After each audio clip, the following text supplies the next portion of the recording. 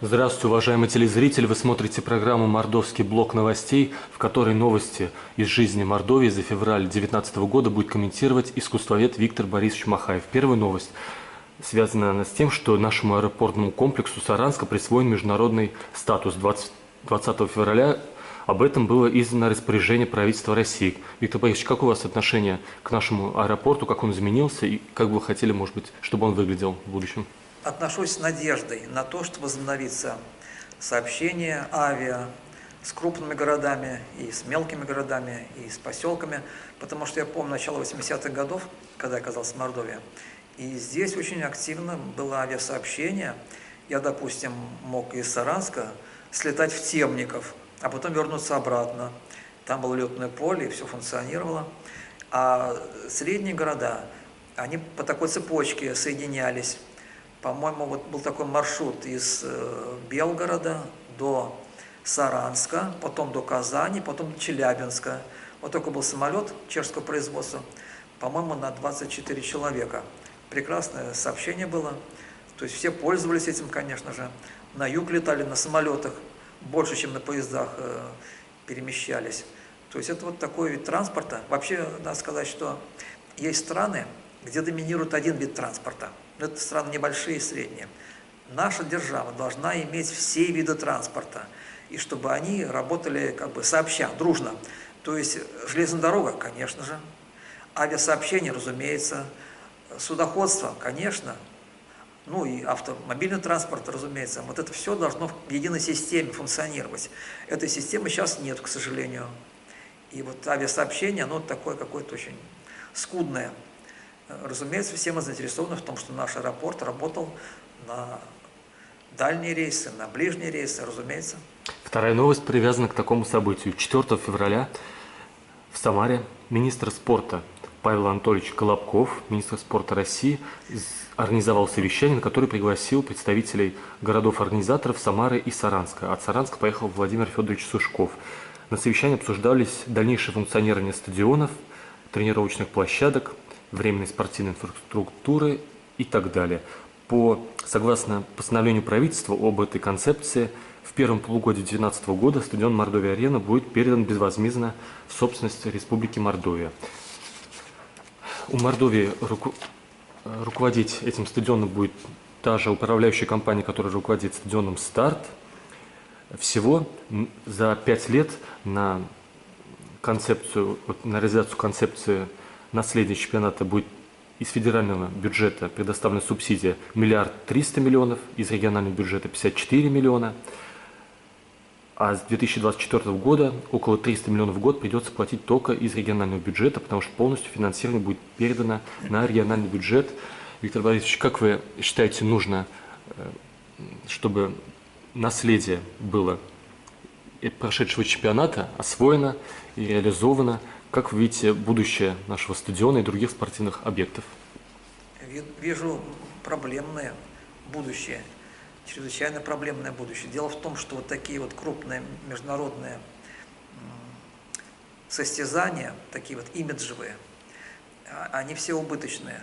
Ну, считается, что чемпионат мира по футболу прошлого года нам не принес убытков, а какой-то даже выигрыш есть. Вот, но это пока. Вот в режиме проведения чемпионата мы получили какую-то прибыль. Но еще есть режим наследия, где мы тоже должны каким-то образом поддержать вот все вот эти вот громадные сооружения, которые были построены по хорошим проектам в короткие сроки. Тут вот как дело обстоит. Даже высокоразвитые страны, имеющие такое наследие, далеко не всегда справляются с ним.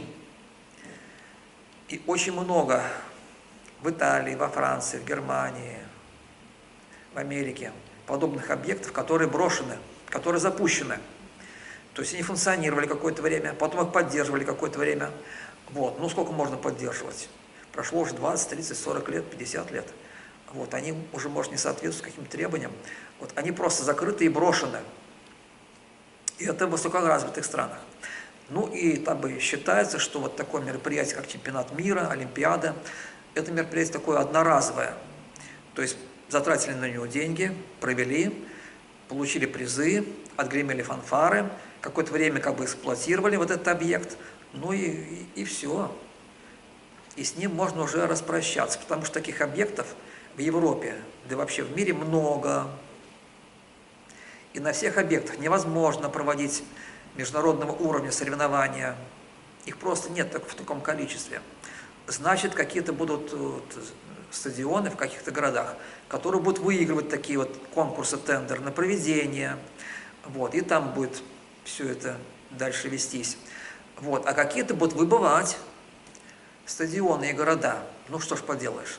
Значит, нужно предложить такое какое-то решение, такой проект, чтобы наш город оказался в числе выигравших эту вот гонку с наследием. Это не так-то просто, это очень тяжело, потому что каких-то предложений я не слышу, не вижу таких предложений. Ну, собственно, даже за рубежом не могут придумать что-то внятное такое, долгосрочное. Вот. Есть примеры, когда стадионы разваливаются, их просто сносят. Есть примеры, когда стадионы стоят, но они используют как какая-то автобусная парковка. Ну, это, конечно, смешно, но тем не менее. Даже такие копейки приносят этот стадион. Вот, поэтому это очень большой вопрос. Я как-то чувствую, что наша власть надеется на федеральную власть, что она решит, что она подскажет. И вот по этой указке мы будем действовать. Но федеральная власть как бы общее направление дает, а нужно на местах подумать, что мы сами можем сделать.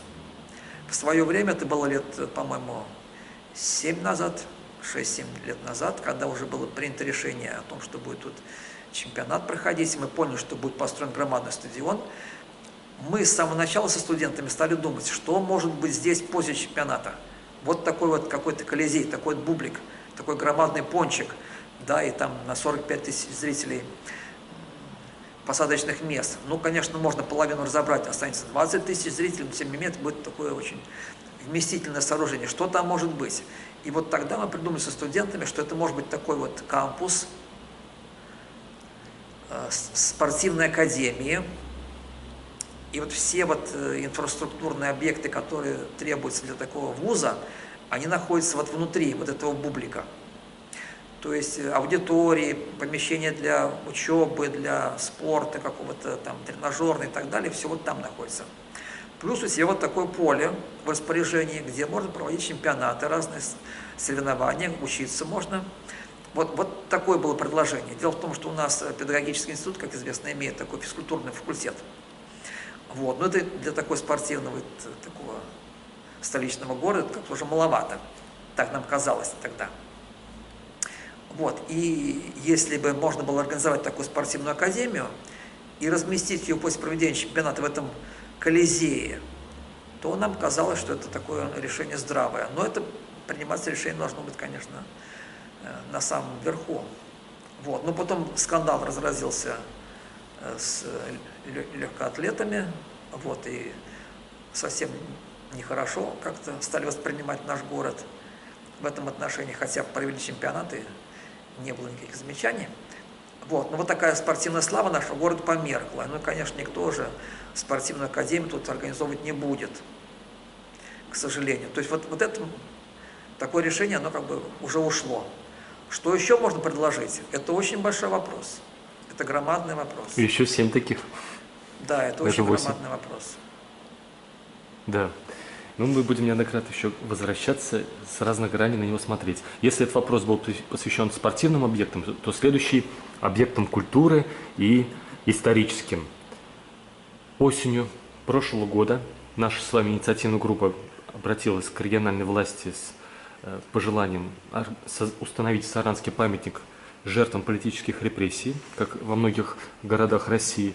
11 декабря, вернее так, вот 11 декабря и в начале января от Мордовии во всероссийском конкурсе идей новых достопримечательностей и культурных след было подано 2 заявки. Одна из них на установку в парке отдыха Рузаевки огромного объекта «Печатное слово» 150 на 100 метров, раскрытая книга в честь основоположника книгоиздательства Рузаевки Николая Струйского. А вторая заявка об установке на площади тысячелетия Саранска постамента Сюлгам. Называется это древнемордовское женское украшение. 10 февраля столица С сообщила, что есть такое движение «Свободный Идель-Урал», но дело не в нем, а в том, что оно обратилось к Верховному комиссару ОБСЕ, чтобы те попросили власти Мордовии установить в Саранске памятник национальному герою Рзян Инязору Пургазу. Как вы относитесь к тому, чтобы в Саранске и в городах и весях Мордовии появлялись новые объекты искусства и культуры? Ну, я, конечно, за, но дело в том, что они разные бывают, эти объекты. Искусства, культуры, еще чего-то, которые формируют городскую среду, какую-то художественную ауру формируют. Дело в том, что многое то, что находится на наших городских улицах и площадях, оно не обладает каким-то большим таким статусом художественности. То есть, попросту говоря, не являются произведением искусства. Вот в Америке вот как-то очень просто решили, там есть памятники и монументы. Вот. И один имеет статус такого произведения искусства и подлежит охране, а второй ничего не имеет, и он может быть снесен в любое время. Просто какая-то группа инициативная поставила его для чего-то, для кого-то, ну и пока пусть стоит, если не противоречит закону местному. Вот. Наверное, у нас тоже стоит такое какое-то принять постановление, которое делит все то, что находится на наших улицах, на очень ценное, на памятники, и все остальное. Значит, то, что может быть сделано из пластмассы, может быть даже как в Ульяновске. Там очень много уличных монументов сделано не из камня, не из металла, а отлито из стеклопластика. Они, по виду, напоминают такие какие-то бронзовые, но на самом деле они пластиковые, их можно проткнуть шилом. Вот. Значит, вот это все, это временное. Это стоит год, 2, 3, 4, 5 лет, потом меняется ситуация, это можно поменять на другой какой-то монументик из пластика. Вот. А сами персонажи, ну, на повестке дня сейчас что? Какая-то тема, давайте поставим вот по этой теме памятник такой временный из пластика. Эта тема как бы отошла в прошлое, другая тема возникла. Можно вот другой поставить такой монументик из стеклопластика. Это ситуативно все. По, так сказать, по необходимости такой вот, по актуальности. Вот. Это будет самое простое решение, вот такое вот. И вместе с тем у нас остаются памятники из бронзы, из гранита, которые являются памятниками истории, искусства, недвижимости, имеют статус. Вот. К ним другое совершенно отношение должно быть. В следующей новости я попрошу вас объяснить причины разрушения зданий и как быть, чтобы они не разрушались. А здания у нас разрушаются в Мордовии. В январе обрушилась стена двухэтажного здания в селе Пушкино Кадушкинского района. А там находится единственный медпункт, библиотека, клуб и администрация села. Здание было построено в 1972 году. 8 февраля в 3 часа ночи в Рузаевском общежитии рухнула кровля, порушила отопительную систему, кипяток полился на верхние этажи, жители проснулись в шоке, с ожогами выбежали на улицу, простудились. Здание 1986 года постройки. 17 февраля 2019 года на юго-западе Саранска, около стоматологической поликлиники номер 1, улица Сиратская, дом 20. Облицовочные кирпичи с верхнего 5-го этажа стали валиться вниз, чуть ли даже мимо прохожих. Здание 69 года. 29 января телесеть Мордовии рассказала 29 января и 19 февраля о двух зданиях на кирзаводе, у которых из-за повышенной влажности тоже разрушаются и кирпичи, и в подъездах плесень, и стены трещинами от влажности, подвалы залиты и фекалиями, из-за влажности фундамент разрушается. 13 февраля телесеть Мордовии сообщила о высотной новостройке в поселке Елга на улице Октябрьской, тоже совсем новое здание, а там на половине этажей в квартирах течет вода, как в общественной бане по стенам. Тоже здание получается новое, но разрушается. Пожалуйста, прокомментируйте. Это рядовые случаи. Это было всегда, это и сейчас есть постоянно. Если здание старое, оно, видимо, не капитально не ремонтировалось очень давно, нужно ремонтировать, и вопросов никаких не будет. Если здание новое, с такими вот какими-то отклонениями от принятого качества, от норм, принятых в строительстве, значит, это просто халтурно сделано, надо пригласить еще раз этих строителей, чтобы они устранили недостатки. Это все такие рядовые случаи. К сожалению, у нас очень низкое качество строительства. Было и есть, остается. И что с ним сделать, пока непонятно. У нас вот такой сегмент качественного строительства появился. Вот это такое частное строительство, но очень маленький процент, конечно. Здесь качественных коттеджей, каких-то домов. Вот. Ну и из общественных зданий тоже какая-то доля. Вот. Они имеют более-менее качественную такую строительную структуру.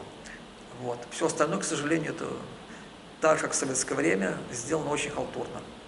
Следующая новость заключается в описании проблемы взаимного неисполнения обязательств, договоренностей между жильцами и коммунальными службами. Потому что, с одной стороны, есть неплательщики, а с другой стороны, есть те, кто завышают цены и некачественно оказывают свои коммунальные услуги. 11 февраля в администрации Саранска прошло оперативное совещание, и там главы районов Саранска отчитывались, как они воздействуют на неплательщиков. В Ленинском районе 3 квартиры на выселении стоят, 237 исковых исков, отключены от электричества 74 квартиры. В Пролетарском районе тоже одного жильца переселяют в меньшее по площади жилье, 108 исков на взыскание задолженности. В Октябрьском районе 110 исков на взыскание задолженности. Тоже выселяют жильцов 7,2 квартир. Кроме того, по всему Саранску действует воспитательная акция «Светофор», красные квитанции для тех, кто не платит за ЖКУ, 6-7 тысяч примерно таких в Саранске. В 2018 году в Мордовии зафиксированы 5 несчастных случаев, связанных с природным газом. 1 человек умер в прошлом году, в этом году уже 4 человека отравились угарным газом, то есть некачественная газовая система. Вот Энергосбыт плюс такой способ придумала, что она отключает у должников горячую воду, ставит блокираторы шарового вентиля, чтобы им неповадно было в будущем не платить. В Лямберском районе, селе Пензятки, наоборот, жильцы жалуются, что у них ежедневно, хотя не платят, а у них по 6-8 часов ежедневно электричество отключается. Еще такая есть проблема, как банкроты управляющей компании. Вот в частности, 13 февраля прошел круглый стол по юго-западной управляющей компании, которая обанкротилась 5-6 лет назад. У нее был долг 37 миллионов рублей. Она объединила несколько компаний коммунальных. И она думали, что станет лучше, а наоборот с 37 за 6 лет до 90 миллионов вырос задолженность. Кроме того, банкротилась управляющая компания «Центральная», «Пролетарская». С 1 января Республиканская служба по тарифам сообщила, что у нас рост цен на услуги ЖКХ 1,7%. Пожалуйста, прокомментируйте это. Ну, это такой тоже обыкновенный бардак. То есть и те виноваты, и другие виноваты? Среди всех есть виноваты? Да, поведение, конечно, и у тех, и у других, и у заказчиков, и у исполнителей этих услуг, оно, конечно, не соответствует нормам.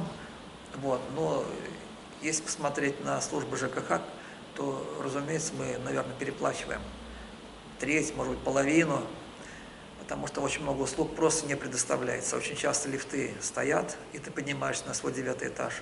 Очень часто нет горячей воды там, или холодной воды.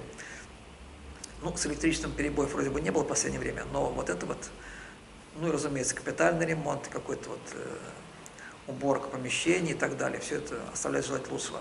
То есть вот эти службы не справляются со своими обязанностями, но все платы с нас берут. Ну и в связи с тем, что люди живут очень бедно, разумеется, у многих просто не хватает денег на оплату коммунальных услуг. И они задолжники вечные.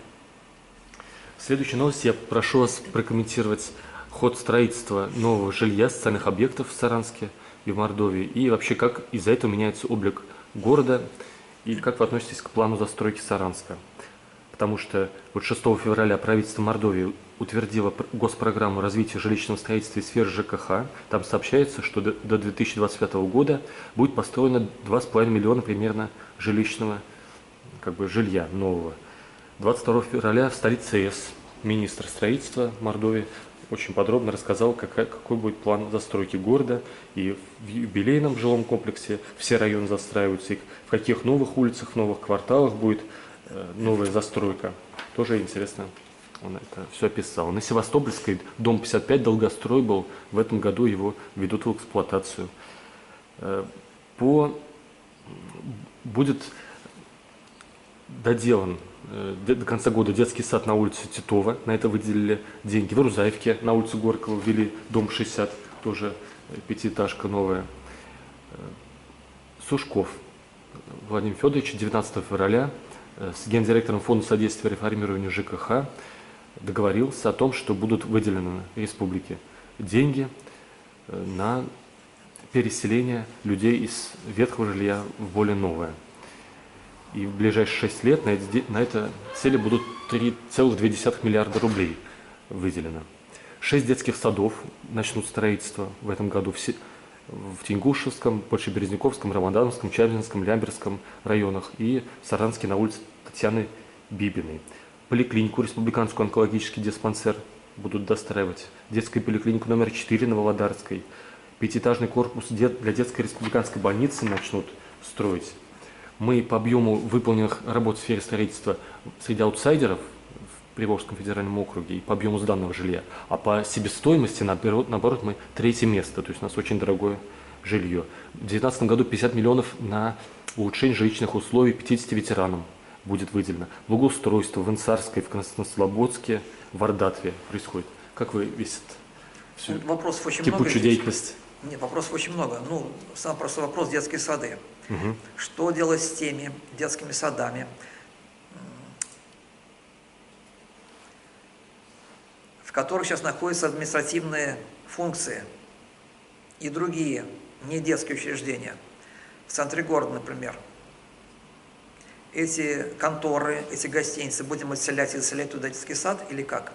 Потому что очень много такое было сделано в конце 90-х годов, в нулевые годы, когда детей было очень мало.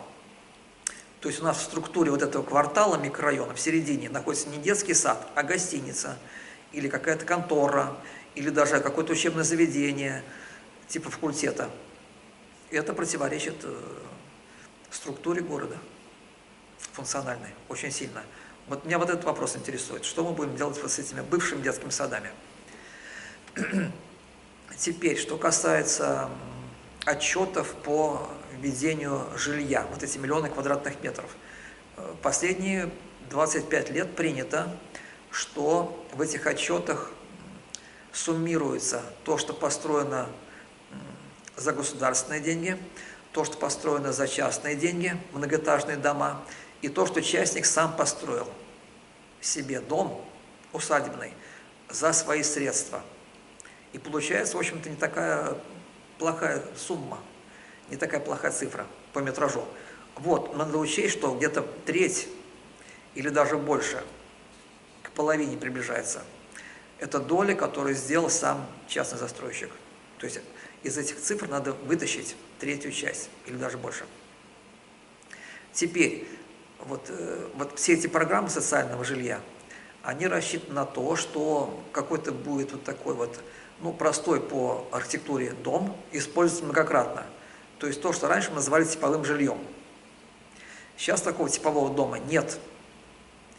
Значит, срочно нужно такой дом изобретать, но он должен быть приличный по архитектуре, чтобы он не портил застройку. Кстати говоря, уже очень много мест, где какая-то слишком бессистемная застройка ведется. Ну, наверное, исключая жилой район Табла, где 5 микрорайонов таких вот многоэтажной застройки. Какая-то система там прослеживается, композиционная, функциональная, хотя, конечно, не соответствует мировым стандартам вот это все. Но тем не менее, какая-то система есть, напоминающая советскую. Все остальное – это такой хаос, когда какие-то здания ставятся, потому что есть свободный участок, красиво это смотрится, некрасиво, это уже не важно, лишь бы доход приносил застройщику. Самый такой пьющий пример, ну вот вспомните точку, где поставлен памятник Пугачеву, это улица Володарская, пересекающаяся с Короленко, да? И такая пластина высокая, довольно приличная по высоте, за спиной Пугачева. И вот еще 2 года назад мы видели с этой точки весь город, такая панорама была. Ну плюс, конечно, наш стадион футбольный, красиво очень раскрывался. Теперь что мы видим? Стадион мы до сих пор видим, а вот город мы уже не видим, потому что он закрыт 10-этажными односекционными домами. Там, в этом месте, должна быть другая застройка. Низкие дома, 5 этажей, а лучше 3 этажа. Длинные, протяженные, чтобы они не заслоняли панораму города, городского центра. То есть вид там испорчен. И вот такие вот одинаковые дома цилиндрической формы уже видим и в центре, и на Химаше, еще где-то. Почему? Потому что их разработали один раз и используют повторно. Их очень много, они уже надоели. Потом они не в попад стоят. Они дворов не образуют, кстати говоря. Так, и вот насчет жилого района там. Вроде вот новенький район. Такие яркие там дома. Рядом со стадионом находится. Но он же не соответствует мировым требованиям по микрорайонам, по кварталам. Почему? А потому что парковок внутри квартала быть не должно вообще. Там должна быть пешеходная зона. Там машин не должно быть. Подъехать на машине, скажем, скорая помощь или привезли комод, какой-то рояль, мы должны с внешней стороны квартала, к каждому дому. И должны быть такие вот сквозные проходы. То есть со стороны улиц мы заехали, привезли пианино, затащили на свой этаж, а вот выходим на прогулку с бабушкой под ручку, мы во двор, это другая дверь.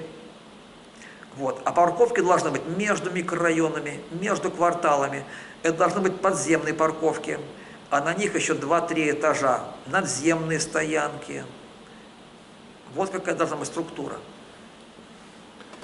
Да, вы в этом профессионал, да. В следующей части я прошу вас поддержать на взлете зарождающееся движение по поиску без вести пропавших людей в Мордовии. 3 февраля еще прошлого года в Мордовии было презентовано Мордовское региональное отделение добровольного поисково-спасательного отряда «Лиза Алерт», которое появилось в 2010 году, и с этого времени они ищут без вести пропавших людей, потерявшихся. Около 50 региональных отделений уже, более 40 тысяч поисков ими было организовано, около 14 тысяч людей найдено в Мордовии. Вот в прошлом году несколько месяцев исполняла обязанности руководителя этого движения руководитель уже созданного поисково-спасательного отряда «Поиск 13 регион» Наталья Клюткина, теперь Романчева по мужу.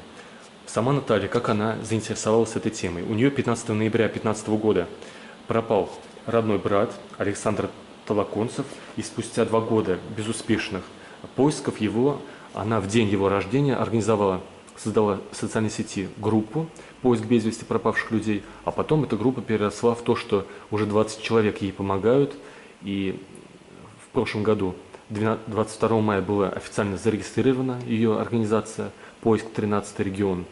Но и кроме этого, вот организация «Лиза Алерт» новых нашла своих представителей, которые тоже, то есть у нас даже 2 организации в Мордовии этим занимаются. И вот для примера, 6 февраля этого года пропала 67-летняя жительница Саранска Мария Александровна Адушкина. Страдает потерей памяти, вышла, потерялась и исчезла, до сих пор не найдена. 14 февраля вышел из дома и пропал 59-летний житель Саранска Григорий Васильевич Карпунов. Ну, инициатива, конечно, полезная, нужно ее поддержать. Я бы еще Русской Православной Церкви предложил заняться вот этой проблемой. Я что-то не помню в советское время, мы так вот люди терялись в массовом количестве или нет. Что-то вот такого не припомню. Видимо, это болезнь современности. Ну, разумеется, все организации, которые занимаются этим делом. Вот 20-40 грибников в Мордовии ежегодно. Наверное, это всегда было такое. Всегда же люди за грибами ходили, и наверняка такой же процент терялся. Ну, не знаю. Находился Что-то вот я не помню. Ну, скрывалось тогда все плохое. Ну, слухов не было, по крайней мере, что терялись люди вот так вот. Может быть. Не помню таких слухов. Может быть, не более безответственны. Следующая новость такая тяжелая для обсуждения. В 6 утра 6 февраля в квартиры 15 членов протестантской организации свидетелей Иеговы, оговоримся, что эта организация признана запрещенной на территории России, и вот к представителям от Мордовии, к 15 членам пришли с обысками, и 3 даже арестовали, до сих пор они вот до апреля сидят под арестом, и им грозит до 10 лет за организацию деятельности экстремистской организации. 20 апреля 2017 года их признали экстремистской, 395 местных отделений в России. Вообще эта организация создана была в 1872 году. У нее сейчас 170 тысяч человек, последователей в России, 8 миллионов верующих по всему миру. Она подвергалась гонениям во времена нацистского и большевистского правлений. Их выселяли в Германии в концлагеря и расстреливали. В Советском Союзе депортировали около 10 тысяч человек. Как вы относитесь к тому, чтобы в обществе были разные конфессии, пусть десятки, сотни, и чтобы мы более терпимо относились к тем конфессиям, даже которые мы совсем не понимаем, нас, может быть, даже раздражают? Не, ну да, конечно, я согласен с такой постановкой вопроса. Во-первых, нужно доказать, что она организация антизаконная, которая занимается терроризмом или призывает к терроризму. Я сомневаюсь. Ну, к экстремизму их. Да, к экстремизму, еще к чему-то. Очень сомневаюсь. Вот, скорее всего, это конкурент для Русской Православной Церкви, который просто ее отжимает и все. Я согласен. Следующая новость похожа, но уже о политической толерантности. У нас много в феврале было организовано мероприятий политических, в том числе. 3 февраля родительское всероссийское сопротивление организовало серию одиночных пикетов против повышения пенсионного возраста. 7 февраля, 13 февраля Мордовское отделение КПРФ и молодежное отделение КПРФ организовали пикеты против Дерипаски, президента, в защиту Зюганова. Судебные иски не заставят нас молчать. Много красивых у них лозунгов было. 10 февраля сетевое движение «Открытая Россия». Тоже оговоримся, что запрещено на территории Российской Федерации. Она организовала санкционированный пикет на Театральной площади. Ее в социальной сети, ее группа, поэтому им разрешили. В защиту ростовской активистки Анастасии Шевченко, которую Международная организация Amnesty International признала узницей совести. Кроме того, один из организаторов, Сергей Трофимович Марин, в Саранске высказался и в поддержку того, что троих представителей свидетелей Иеговы арестовали. Тоже он считает, что это нельзя так поступать. 15 февраля на улице Советской в Саранске у памятника воинам-интернационалистам состоялось мероприятие, посвященное 30-летию вывода советских войск из Афганистана. 23 февраля Мордовское отделение ЛДПР, митинг к Дню защитника Отечества. 23 февраля в поселке Ивас, УФСИН по Мордовии, около памятника сотрудникам, погибшим при исполнении служебного долга, тоже организовали торжественные мероприятия. Как вы считаете, нужно ли в обществе политическую толерантность развивать, чтобы мы видели разные политические точки зрения на развитие страны и могли выбирать для себя наиболее... Все так и есть, вопрос риторический, да, что все это было. Самое главное, чтобы какая-то гармония была, при том, что разногласия есть в обществе. И какие-то группы, которые имеют разные мнения. Чтобы между ними была какая-то, не гармония, но какое-то согласие. И вы считаете, что каждому из них нужно, если они без насилия, закон давать право высказаться? Если они соблюдают закон, то, разумеется, они должны иметь равные права. И в последней новости мы традиционно берем пример для нашей республики из других стран. И мне такая новость показалась самой подходящей для того, чтобы взять пример. 31 марта на Украине состоятся президентские выборы, и с февраля по март, когда пришла президентская кампания, не было известно и до сих пор неизвестно, кто может победить. Основные кандидаты Тимошенко, Порошенко, Зеленский, есть и другие кандидаты менее, тоже претендующие на власть, но меньше и меньше шансов по рейтингам. Гриценко, Смешко, Бойко, Лешко. Как вы считаете, нужно ли и в нашей республике жителям тоже желать того, чтобы была конкуренция, что это тоже для жителей полезно? Нужно ли нам, жителям, проявлять инициативу, чтобы усиливать конкуренцию на выборном процессе в республике? Нет, пример с Украины нам совершенно не нужен. Пусть они разбираются сами в своем государстве.